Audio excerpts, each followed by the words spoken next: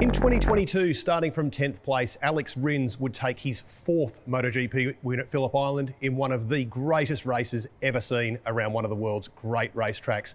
But from championship deciders to career-defining wins, there have been so many great races at Phillip Island over the years. Today, we're going to reveal the top 5. I'm Matt Clayton. With me is Chris Vermeulen. And Chris, the most epic rides at Phillip Island and some of the greatest wins. Geez, there's a lot to choose from, isn't there? There's been some great races. It's pretty hard to say, apart from Casey's dominance, when the races haven't been close and great, you know.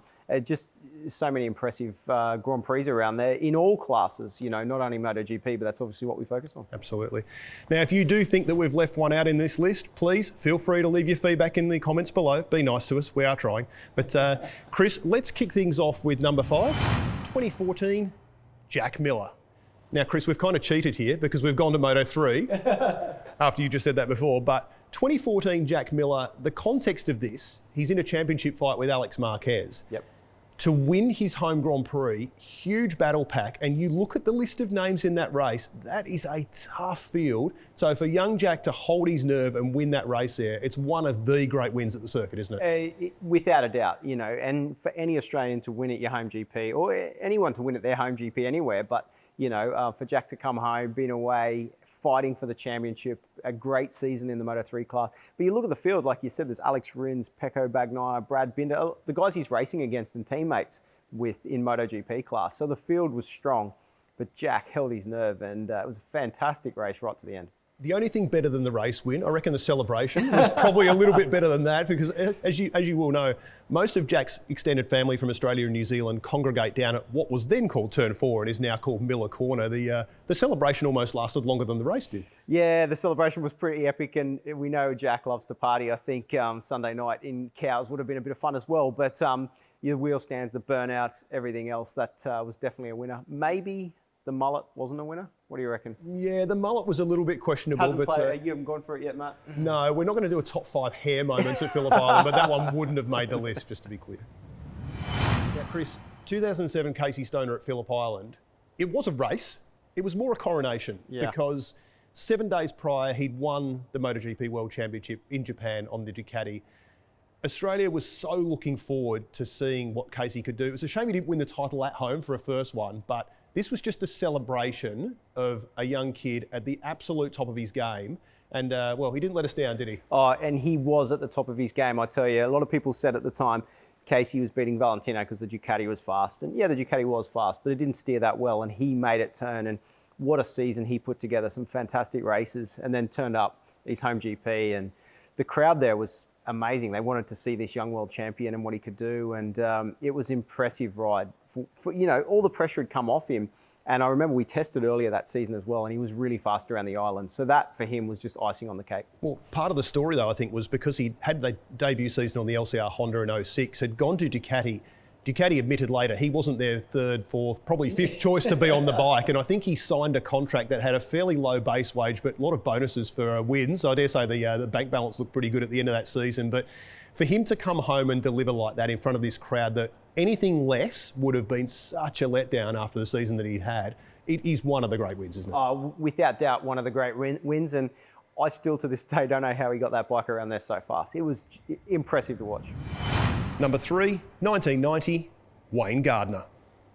Now, Chris, Wayne Gardner had already won at Phillip Island in 89, the first time that we had a World Championship race there. But 1990, the pressure to do it again. It was obviously at a different time of the season, and well, things didn't go that well off the start because he just about high-sided the thing on the first lap. And you remember all the vision, the bodywork's coming off the bike as he's trying to fight his way back through the field. And for him to come back through that field, racing with a broken wrist, should have probably mentioned that a little bit earlier, and then he has to hunt down his teammate Mick Doohan to win the race. Like, what a ride, given the physical duress he was under, and given that bike was looking pretty second-hand, wasn't it? The bike was looking second-hand. Not only the Doohan was in the race, you like Rainey, your Schwantz, Lawson, Saron, the greats of 500 Grand Prix racing were there, and Wayne was just so strong, so impressive around that place, and it was cool to see. But like you said, what he went through, and I think it shows how determined and how mentally strong Wayne Gardner was in his prime. Well, I think because of those circumstances, he rates it as his best win, and you can see why. The physical duress he was under and knowing the pressure that he was going to be under there. But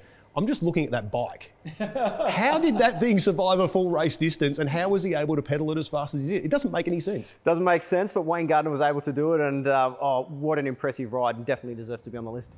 Number 2, 2003, Valentino Rossi. Now, Chris, picking a great Valentino Rossi win at Phillip Island, there's a few of them to choose from. But 2003 was always, to me, the answer to that question, well, how fast is this guy really? And for context, we know that he got a penalty 10-second time penalty for overtaking under yellow flags early in the race. Troy Bayliss had crashed out in front of him. Gets told of the 10-second penalty on the pit board during the race. I remember Gavin Emmett being on there saying there's some discussion he's going to get a penalty here. He gets the penalty, so the equation is not only does he have to win, he has to win by more than 10 seconds against the best riders in the world. And I think this was the day we found out, oh yeah, this is what an extra gear Valentino Rossi has when he needs to use it. And you know what is more interesting about that? This is his last year with Honda before he moves to Yamaha in 04. Yeah. So there was a lot of discussion with Honda. Valentino saying he's winning the championships, Honda saying it's the bike. And don't get me wrong, that Honda V5 was an impressive motorcycle and very good to ride and won a lot of races. But Valentino was even better, and he proved it, and he did this. And of course, we know the history. He went to Yamaha and won that first race. But this one, to just get told you've got to win by more than 10 seconds and then go and win by 15, it's Valentino. It's cool. It's just rubbing salt in the wound, I think. Yeah, so I'll just ride faster then. Imagine if you could do that all the time. But I think the postscript to this race, you remember on the in-lap back to the pits, carried a flag with a big number 7 on, the European number 7, because that was the year that we'd lost Barry Sheen, and obviously Valentino was very close to Barry. And I remember in the post-race press conference, he was asked about the flag, and I think it was Uccio and some of his mates had given it to him on the in-lap, and they'd made the flag out of the bedsheet in the hotel, I seem to remember. He admitted that to us in the presser afterwards. And gave an apology to the hotel, I'm sure. But it's just cool, yeah. Valentino knew the history of the sport. Barry was friends with his dad, Graziano, and yeah, it was a sad year for that, but an impressive Grand Prix win. Number 1, 2015, Marc Marquez. Now, Chris, we mentioned before, there's a lot of great wins you could have at Phillip Island. When I started this list, it started at 2. For me, there's no better win at Phillip Island. This is one of the great MotoGP races of any time, any track. 2015, you've got this incredible 4-rider fight between Marc, between Valentino Rossi, Jorge Lorenzo, and Andrea Iannone, who we know the speed he could produce from time to time. Yeah. And this race, I mean, I don't even know where to start. Andrea Iannone hitting the seagull on the first lap as he came over the top of Lukey Heights in the lead. But the way this race played out, and of course you've got this championship fight going on between Rossi and Lorenzo that teammates that Marc isn't a part of because he's crashed so many times earlier in the season. It was an absolutely insane last few laps. Oh, it went on all race, the amount of passes between the guys, but it was just, like you say, there was a lot of tension in the Yamaha team.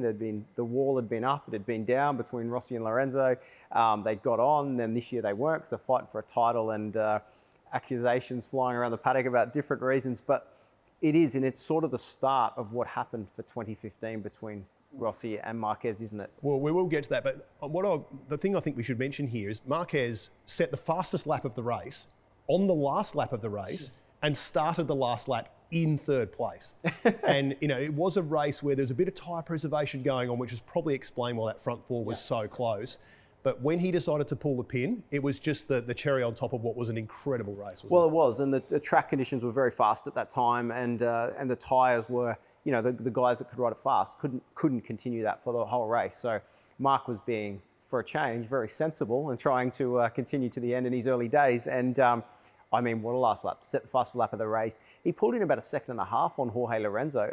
A lot of it done through turn 3 and 4. That was just so impressive to watch. But yeah, the outcome of this was interesting after. Well, 52 overtakes between the front 4 is the official count. But the race after Phillip Island 1 week later was Malaysia. Marquez Rossi, nothing happened in Malaysia, did it, in 2015? I don't think so. Not that I can remember anyway, but yeah. I think it was the outcome of a championship, wasn't it, at the end of the day? It was the entree to the main course, you might say. Yeah, something like that. Let's leave it at that. So that's it for our list of the most iconic wins at Phillip Island. I'm Matt Clayton, he's Chris Vermeulen.